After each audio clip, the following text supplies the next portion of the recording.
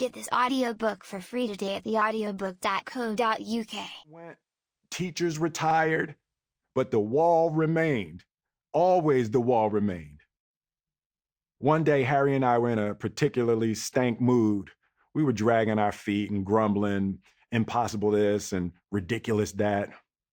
Why we have to build a wall for anyway? This is impossible. It's never gonna get done. Daddy-o overheard us, threw down his tools, and marched over to where we were yapping. He snatched a brick out of my hand and held it up in front of us. "Stop thinking about the damn wall," he said. "There is no wall. There are only bricks. Your job is to lay this brick perfectly, then move on to the next brick, then lay that brick perfectly, then the next one. Don't be worrying about no wall. Your only concern is one brick." He walked back in the shop. Me and Harry just looked at each other, shook our heads. Old boy is a kook.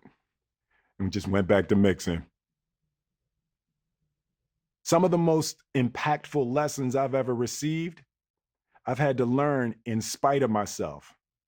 I resisted them, I denied them, but ultimately the weight of their truth became unavoidable.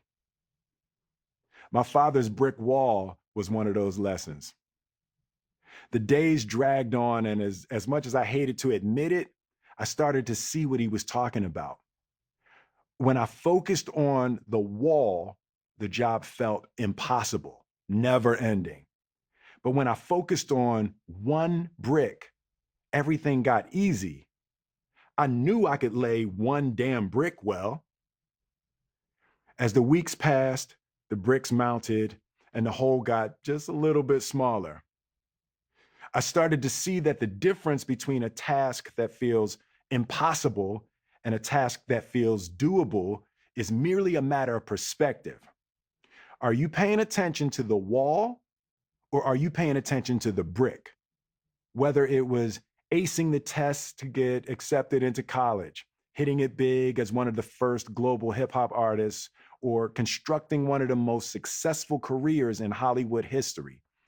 In all cases, what appeared to be impossibly large goals could be broken down into individually manageable tasks. Insurmountable walls comprised of a series of conceivably layable bricks. For my entire career, I have been absolutely relentless.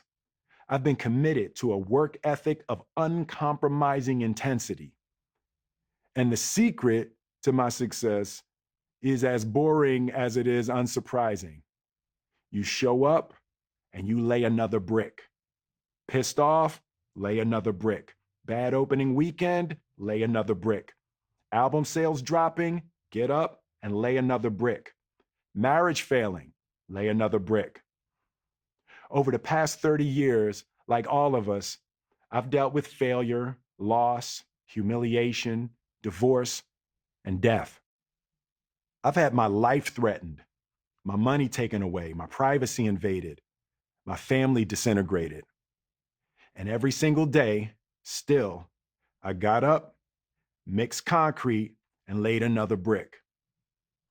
No matter what you're going through, there is always another brick sitting right there in front of you, waiting to be laid. The only question is, are you going to get up and lay it? I've heard people say that a child's personality is influenced by the meaning of their name. Well, my father gave me my name. He gave me his name. And he gave me my greatest advantage in life, my ability to weather adversity. He gave me will. It was a cold, overcast day, nearly a year after my brother and I had begun.